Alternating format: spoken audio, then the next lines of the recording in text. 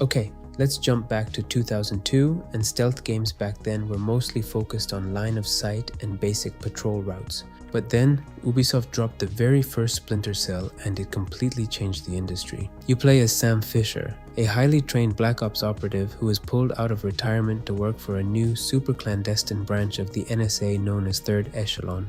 The story is classic Tom Clancy geopolitical thriller stuff. But what actually made this game so special? Well, it was the lighting. The developers heavily modified Unreal Engine 2 to create a dynamic lighting and shadow system that wasn't just there to look pretty, it was an actual core gameplay mechanic.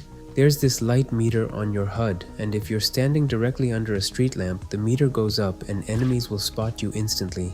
It sounds incredibly simple today, but back then it was actually mind-blowing. You had to actively manipulate your environment to survive, like pulling out your silenced pistol to shoot bulbs, disable generators, and quietly sneak up behind guards to interrogate them in the dark. It also introduced that iconic split jump where Sam jumps up a narrow hallway and does a full split between the two walls to hide above an enemy's head. It was incredibly cool, even if it was a bit situational. Now let's talk about some negatives, because if you're someone with very little time, this game can get a bit on your nerves.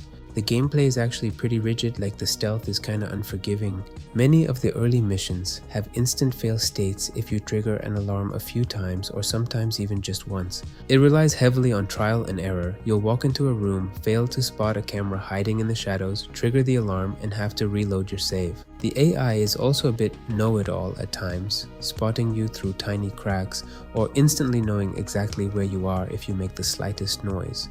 So, is the original Splinter Cell worth playing today if you have limited time?